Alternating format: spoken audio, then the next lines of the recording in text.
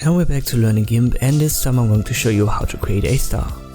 You can render it using a filter. It's called Gfig. It gives us this menu, and in the top bar we can find the star tool right here. Left click on it. By default you have 3 sides and it gives you this star. Let me increase it to 5. I left click and drag in this menu and it appears on my canvas automatically. Let me show the grid and make it snap.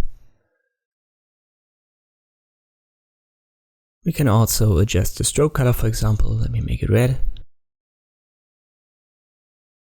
And we can also give it a fill with this drop down. I'll make this green.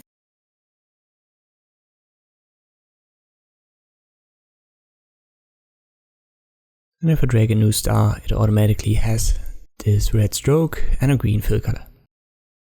It's all placed on a new layer, or we can still adjust it, for example by using the bucket fill tool. It's black in the foreground, I left click on the stars and they get a black fill.